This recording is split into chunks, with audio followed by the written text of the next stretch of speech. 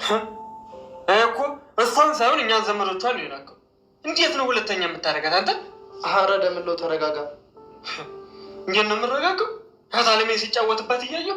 እየቀለደ ነው እባክህ። ከእሷ በፊት ሌላ ሴት ነበረች። አሁን ግን የት እንዳለች አይታወቅም።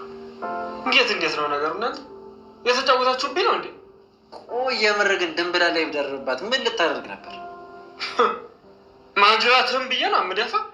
በማንነት ላይ ማን ሊቀልድ? ተምቹ እስኪ አሁን ትርኩን ተውት እንዴ። የፋየው አነጋገር አንተ በቃ እያረጀ ነው ማለት ነው። እስኪ ረፍ ተምቹ። አሁን ይልቅ እናንተም ወደ ቤት ሂዱ፣ እኔም ልሂድ። አንተ ደግሞ ወደ ቤት ሂዱ። ሀና ማየት አለብኝ። አንተ ደግሞ ስልክ አላነሳችን ብለን ይህን ያህል የምትጨነቁ? ከቀን ጀምራን አላነሳ ያለችኝ። ይቻ የትያዝ መምጣት አለብኝ። የሚበያል ደብለው እኛ በቃ እንቁ ሰው ብቻውን ልንልከው ነው እንዴ? እሱን ችግር የለውም ደምለው፣ እኔ ብቻዬን ደርሼ ነው።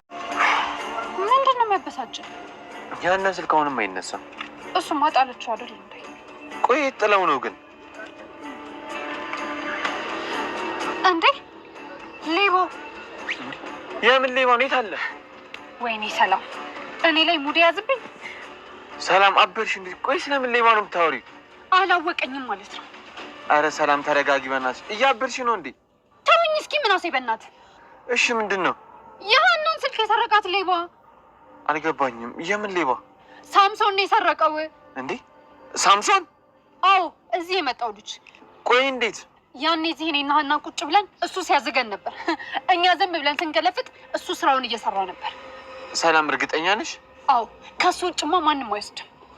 ቆይ ከዛ በኋላ አግኝተሽው አልነበረ እንዴ? እኔማ ረስቼው ነበር። ወይኔ ሰላም። እሺ አሁን የት ነው ያለው? እኔ ምን አውቃለሁ። አንዴ መጣሁ።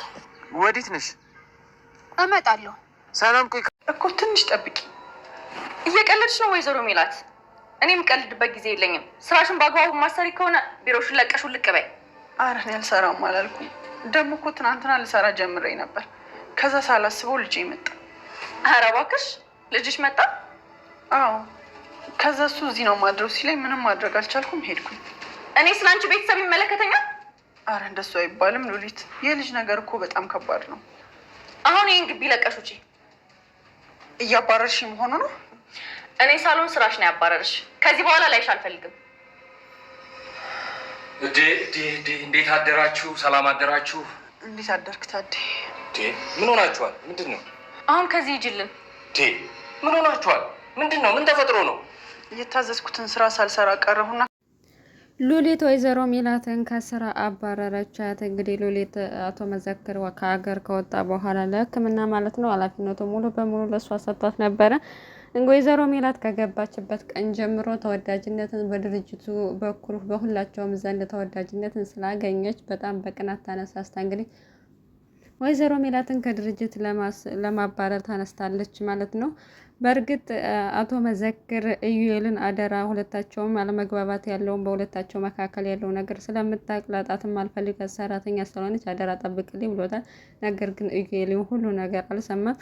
እንግዲህ ሰበብ ወይዘሮ ሜላት በስራዋ ተግታ የምትሰራ ጀግና ሴት ናት እና በዚህ ምክንያት ያው ሰበብ አግኝታ እሷን የሆነ ጥፋት አጥፍታ ከድርጅቱ እንድትባረርላት ትፈልጋለች። ምክንያቱም ያለምንም ሰበብ ስታባረራት እሷ ተጠያቂ ስለምትሆን እናም ወይዘሮ ሜላትን ከስራ በምትወጣበት ሰዓት መታ መስራት ያለብሽ አስቸኳይ ለጠዋት የምፈልገው ፋይል አለና ስሪልኝ አለቻት። ወይዘሮ ሜላትም አሁን እኮ የስራ ሰዓት አልፏለኝ፣ ወደ ቤት ልሄድ ነው፣ ነገ ስመለስ እሰራዋለሁ፣ ጠዋት በጠዋት እመጣለሁ ስትላት አይሆንም፣ እኔ የምፈልገው በጠዋት ነው፣ ስለዚህ አድረሽም ቢሆን ስሪልኝ አለቻት። እንዴት ነው ማድረው? በጠዋት እኮ እሰራልሻለሁ አልኩሽ አለቻት። በጭራሽ አይሆንም፣ አድረሽም ሆነ ምንም ብለሽ ብቻ ለጠዋት እፈልገዋለሁ አለች። ወይዘሮ ሜላትም ስራው ማጣት ስለማትፈልግ እንግዲህ የሉሊትን ጸባይ ለራሷም ቃል ገብታለች፣ እሷን መታገስ እንዳለባት እናም አድራ ለመስራት አሰበች ማለት ነው።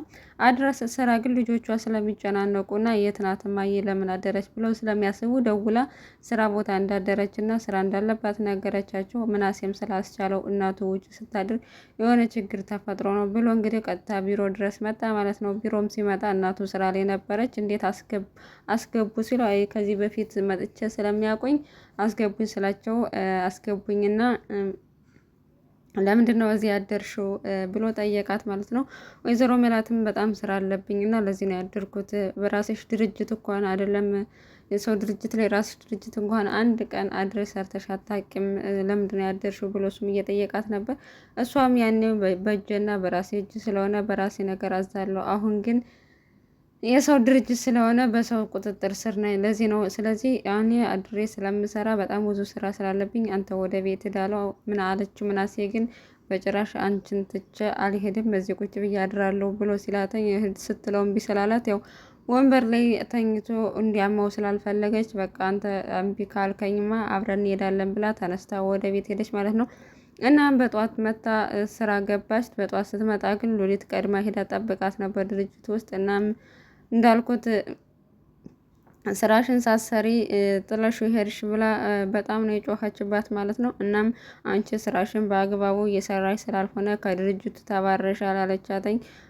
አቶ ታደሰ ግን ምንድነው ምን የተፈጠረ ነው ለምንድነው የምትጨቃጨቁት ብሎ ሲጠይቃተኝ ወይዘሮ ሜላትም ያው ስራዬን በአግባቡ ስላልሰራው ከድርጅት እየተባረርኩ ነው አለች። የምን ስራ ነው ምናምን ብሎ ያው እንግዲህ እሷ ሉሊት ነግረዋለች ማለት ነው። ወይዘሮ ሜላት ስራዋን በአግባቡ እየሰራች ስላልሆነ ከዚህ ድርጅት መባረር አለባት ብላ ስላማከረችው እሱም ይህ ጉዳይ ስላሳሰበው ወይዘሮ ሜላት ከድርጅቱ እንድትወጣ ስላልፈለገ በሌሊት እሱ ምንም ስለሌለበት በሌሊት ቢሮዋን ከፍቶ ስራዋን ሰርቶላት ነበር የጠበቃት። እናም ከመባረር ታድጓታል ማለት ነው። አቶ ታደሰ እንግዲህ ለወይዘሮ ሜላት ጥሩ ውለታ ነው የዋለላት። ያው ሰበብ እንድታጣ ነው ያደረጋት ማለት ነው።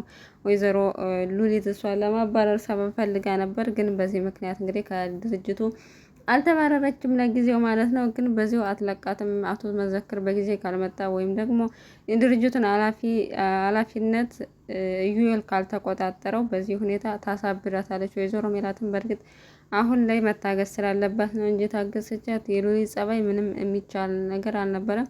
እናም አቶ ታደሰን ትክክል ትሆን አትሆን አላቅም፣ ግን አመሰግናለሁ ብላ ነገረች ማለት ነው። እናም እሱም ከድርጅቱ በጣም ለድርጅቱም ለእኛም ብዙ ጠቃሚ ነገር ስላልሽ ለዛ ነው ከስራ እንድትባረሪ ስላልፈለኩ ነው ቢሮዎች ግን ሳላስፈቅድ ስለገባው በጣም ይቅርታ አላተኝ ማለት ነው። እናም ያው ድርጅቱ ከገባሽ በኋላ እንግዲህ የድርጅቱ ሰራተኞች በሁለት ተከፋፍለዋል። አንደኞቹ በጣም ጎበዞችና ታታሪዎቹ እንግዲህ በስራቸው ልክ እየተከፈላቸው ስለሆነ፣ ሌሎቹ ደግሞ ሰነፎችና ወይዘሮ ሜላት የሚቀናቀኑት ደግሞ በሚሰሩት ልክ ሳይሆን በቃ በሰሩት ልክ ስለሚከፈላቸው የሰሩትን ደግሞ ኦቨርታይም ስለማይሰሩ በዛ ምክንያት ተከፋፍለዋል። ስለዚህም አንቺም በተቻለሽ መጠን ነገሩን ለማድረግ ሞክሪ እያላት ይገኛል ማለት ነው። በሌላ በኩል ሰላሚና ሳሚ የሀንቾን ስልክ እንደሰረቀው አውቃለች ማለት ነው። በእርግጥ መጀመሪያ ላይ አልጠረጠረችም ነበር። ከዛም ላገኝ ይፈልጋለሁ ብላ ቀጠረችው። ከቀጠረችው ካፌም የእውነት ሌባ መሆን ግን ማረጋገጥ እፈልጋለሁ አለችው። ከዚህ በፊት እንግዲህ እሷን ስልክ ሲወስደው ያው ስልኳን ለመውሰድ ቁጥሯን ለመውሰድ ነው ስልኬን የሰረቀኝ ብላ ነበር ያሰበችው። አሁን ላይ ግን ለማረጋገጥ እንግዲህ ከጋበዛት ቦታ ላይ ሄዳ ሲሰርቅ አሳየኝ የሆነ ስትል እሱም በሌብነት ልምዱ እንግዲህ ወዲያው ስልካቸው ምንትፍ አድርጎ አሳይቷታል ማለት ነው። እናም ቀጥታ ቶሎ ብለህ በል መልስ ብላ ተቆጣችው እና ስልኩን መለሰ። ከዛም ወደ ምናሴ ጋር ሄዶ ምናሴም ለሀንቾ በተደጋጋሚ ስልክ እየደወለላት ነበር እና ለምንድነው የምትደውልላት ስልኳ ጠፍቷል እኮ ምናምን ብላ ትዝ ሲላት ያው ሳሚ እንደሰረቀው ነው ያስታወሰችው። እናም ቀጥታ ሳሚ ጋር ሄዳ አንገቱን ይዛ አንተ ነህ አይደል ስልኩን የሰረቀው ምናምን ስትለው እንዴት እኔ እሱ መጫወቻ ያደርገኛል እንዴት እኔ ላይ ሙድ ይዛል ብላ በጣም ተናዳ ነበር የሄደችው። እሱም መጨረሻ ላይ አልሰረኩም ቢልም አምኗል ማለት ነው። እናም እዚህ ጠብቂኝ አመጣዋለሁ ብሩን ወስጅ ስልኩን አስይዞ ብሩን ተቀብሏል ማለት ነው።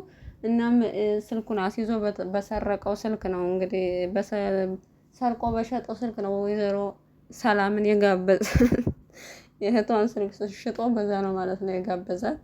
እናም ሰላሚን አሁን አትለቀውም። በእርግጥ ጆሮን በተደጋጋሚ ለሀንቾ ሲደውል ስልክ አላነሳችለትም። እሱ ደግሞ ያሰበው አኩርፋይ ነው ተጣልታይ ነው ብሎ ነበር። ነገር ግን ሂዶ ቤት ሲያረጋግጥ ስልኳ እንደጠፋ ነው ያወቀው። እናም ከየትም ብዬ ስልክሽን ፈልጌ ያመጣልሻለሁ ብሏታለኝ። እንግዲህ ወርቁን ሰርቆ እሱ የሰረቀው መሆኑን ሳሚ አረጋግጧል። አሁን ደግሞ ድጋሚ የሀናን ስልክ እንደሰረቀው ሲያልቅ እንግዲህ ያልቅለታል ማለት ነው ሳሚ። ምክንያቱም ከዚህ በፊትም ወርቁን ስለሰረቀ ስለደረሰበት ይዞት ነበር፣ አምልጦት ነው። አሁን ግን በሀና የሚመጣበት ስለማይወድ ጆሮ አንገቱን ይዞ እንደሚያስመልሰው ምንም ጥያቄ የለውም ማለት ነው። ሀኒቾም እንግዲህ እስካሁን ምንም አይነት ስራ እየሰራች አይደለም። ወደ ቤተሰቦቿ ቤት ለመመለስ እያሰባች ነው። አባባ ኖላዊም የሚሰሩበት የስራ ቦታቸው የጥበቃ ቦታቸው በጣም ስጋት ውስጥ ገብተዋል ማለት ነው። ምክንያቱም ግቢ ውስጥ ለምንድን ነው የማያስገቡኝ? የሚገቡት የሚወጡትም ሰዎች በድብቅ ነው። ስለዚህ ግቢ ውስጥ ምን እየተካሄደ የሚለው አሳስቧቸዋል ማለት ነው። እናም ሀኒቾ ግን ስጋታቸውን በቃ አንተ ግቢ ውስጥ የፈለገው ነገር ቢፈጠር አንተን የሚመለከት ጉዳይ አይደለም፣ ምክንያቱም አንተ ጥበቃ ነህ እንጂ እዛ ውስጥ የሚካሄደው ነገር አንተን አይመለከትም ብላ ስትላቸው አባባ ኖላዊ ግን ምናልባት እኮ ግቢ ውስጥ አገር የሚያፈርስ ጉዳይ እየተሰራ ቢሆንስ ብለው ለመከራከር ሞክሩ። መጨረሻ ላይ ግን ሀኒቾ አሳምናቸዋለች። ጆሮም ወርቁ የሰረቀው ሳሚ እንደሆነ ማን እንደነገረው አይታወቅም። ነገር ግን ከድንብላል ወንድም ጋር ተገናኝተው ነበር እና የድንብላል ወንድም ደግሞ በባለፈው ለምንድነው እሱ እንደሰረቀ ያልነገርከን ብለው ሲያፋጥጡት እኔ እኮ ከእናንተ ጋር ጓደኛ መሆኑን ስላወቅኩ እንድትጋጩ ስላልፈለኩ ነው፣ በዛ ምክንያት እንድትጣሉ ስላልፈለኩ ነው። ስለዚህ ለሱ እኔ በቃዋለሁ ላግኘው እንጂ አልለቀውም እያለ እየዛተበት ይገኛል ማለት ነው። እናም በስከ መጨረሻ እንግዲህ የወይዘሮ ሜላት ወርቅ ሊመለስ ትንሽ ነው የቀረው። ለዛም ነው እንግዲህ በየቦታው እየሄደ ውድ ስልኮችን እየሰረቀ ብር እየሰበሰበ ያለው ገንዘቡን ሰጥቶ ወርቁን ለማስመለስ ነው። ነገር ግን በዛ ከነ ሜላት ቤተሰብ አይወጣም። ሀናም የሰላም እህት መሆኗን አላወቀም። በዛ ምክንያት እንግዲህ ከሷ የሰረቀው እና መጨረሻው እንግዲህ አብረን የምናይ ይሆናል የሳሚን መጨረሻ።